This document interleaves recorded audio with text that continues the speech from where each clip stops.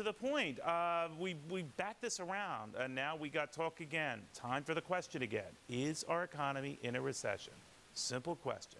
Let's ask our Fox Biz All-Stars. The classic definition, as all of my great esteemed panelists know, 2 back-to-back quarters of negative growth, no growth in that case.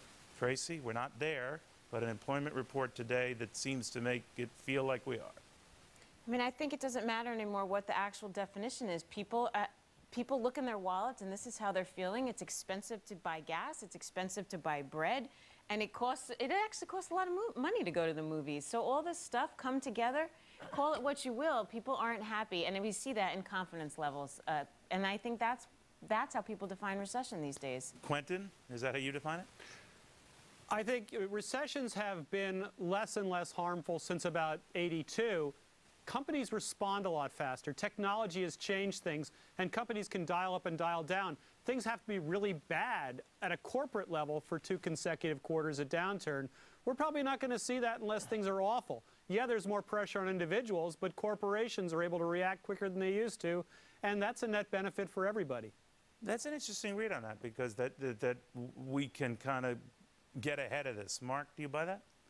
They have a lot more information. Well, I think that it's going to be clear that when the numbers are revised downward, and I think they will be revised downward in the ensuing quarters, that it will probably have entered a recession late in last year or early of this year, and it'll probably be a relatively short recession. And the big question is, I think, you know, there's no longer this big honeypot that everybody was drawing from, i.e. housing. So what is going to be the real growth stimulus that we're going to come out? I think we're headed for a situation of stagflation with higher interest rates, higher inflation because of oil prices. So what is going to be our economic engine? How are we going to grow here? Where are we going to go? And I can't answer that question. That's what I think is a bigger issue. Mark, I want to kill myself after listening to you. Please don't. Go to the movies. I think you need to go to the movies after this show. Jonathan, what do you make of that? Well, I mean, Neil, the thing to keep in mind is that by the time we get around to actually saying it's a recession, usually the big bear move has already happened. And we saw that, of course, you know, the NASDAQ started coming down in 2000. I don't think it was until 2002 we actually started using that term. But when you look at the actual markets themselves, which is where I get my clues, to be honest, there's not too much to be enthusiastic about. I mean, you lower put your left-hand corner faith too much in the markets, though, Jonathan. Well, Neil, that's what I do. I got to try to make money and for Jonathan, investors. no, this is. I'm not. I don't need you to get all agitated with me here, because I'm saying this is a compliment. But you put your faith in these markets as a great barometer or a great future forecasting mechanism, and they're not. Today than any single day ever, up 9% this week alone in Congress. What are those guys doing? They're investigating.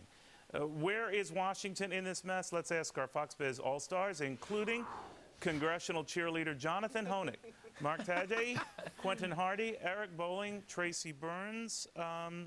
Eric Bolling, Congress. Wow. Busy investigating. Wow. Bart Stupak yesterday basically came out and said, you know, we've been looking into the oil markets. We're looking for price manipulation. And guess what, guys? We find nothing illegal.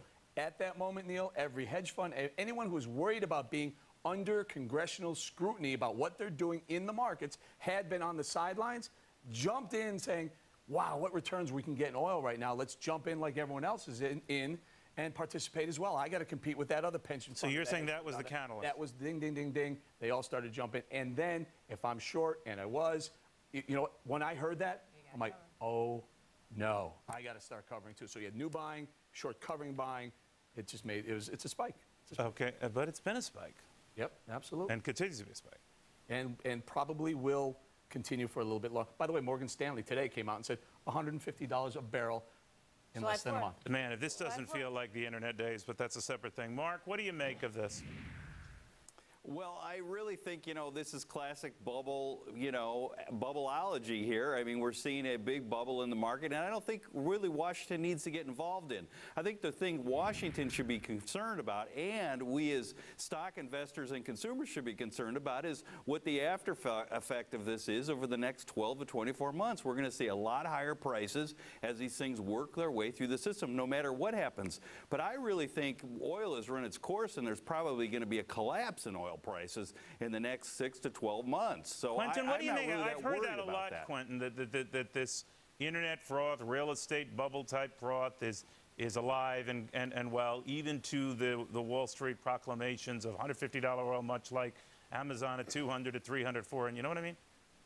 Well, maybe it's market manipulation, but there's really no sign of it, and there is fundamental demand, and the dollar is weak. Personally, I am waiting for television technology to improve so I can reach out and shake a couple of you guys. Now, come on. Do you really want Congress weighing in every week oil prices go up?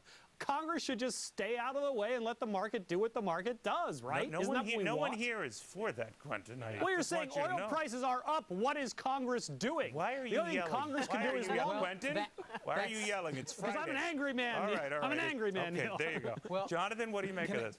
Well, and Quentin, to answer your question, they're not doing what they should be doing. I mean, what are they doing? They're shaking down oil companies, CEX. They're shaking down speculators, and they're not authorizing the drilling and exploration for more oil and natural resources. That's long-term stuff, and that's a good perhaps job. You miss, Quentin, where were you? Where were you when all those oil companies, CEOs, were testifying in front of Congress? Where have you been with all this investigation of market manipulation? If they shook them down and prices are headed to $1.50, they look. If I was an oil executive and I was getting shaken down and oil prices were going up to $1.50 a barrel, I'd say shake me some more. Well, if Congress actually wants to do it, Congress actually wants to. Part of the problem with this recent run-up too, and I think part of the blame should go to Jean-Claude Trichet when he said yesterday that our dollar... You say his name better than anyone at Fox Business Network. See, because I've been doing Trichet. But go ahead. But he basically came out and said what we already know is that our dollar is sort of in the dumps, and by him reiterating that didn't help. He was very condescending, too, about it. He was horrible. The problem is the Americans don't know what's going on with their... And like, excuse me, you had 10% unemployment. Get back to me. Right. That didn't help you know what? this. And wait till he sends Germany, France, and England into recession, then all of a sudden, hey, you know what, 5%. Well, that's right. Right. I mean, lecturing us on economic ills when you've got plenty of yourselves, like me telling you to eat a salad. You don't want to go there. But I mean, Mark, let me get your take on where this is all going, because clearly the appetite on Capitol Hill, as Eric pointed out, is for more regulation, for more policing of these guys, for the oil guys are greedy SOBs and all of that. And that's what we see constantly. I think if the Democrats win, which is likely in the next election, we're going to see more policing of the oil markets. But I think really the oil prices are headed down before that even's going to happen. Really, Neil. I mean, I think that a lot of this is, you know, bubbleology. It's just like what's happened to the housing market. I mean, it's kind of ridiculous. I say enjoy the ride and short oil. I mean, that's what I say right here. And really? Wait, I'm sorry, Trace. To short oil, expecting prices to drop to what? Well, I think they're going to drop more in the 110 to 125 range. I think they could go as high as 150 before they fall. What are you looking at? I'm only laughing because I tried that at 110. Right, we said this. I covered them at 125 You'd be a dead yesterday. So listen, you get out of the way of a freight trade. Right? It's a freight trade. There's only one answer, guys. There's one answer. You lean on Saudi Arabia to start pumping that extra 2 million barrels a day. They're not going to do that. Production. Although, I believe Nigeria today indicate, I believe that is it is their country. But Nigeria hinted it might produce more oil, right? They're in total civil war, but someone will blow up a pipeline there and they'll take that. Well, that's reassuring. Eric, final word on the subject. We're going to take a quick break here. Eric, thank you so much for staying late and helping us out, and also helping on the show.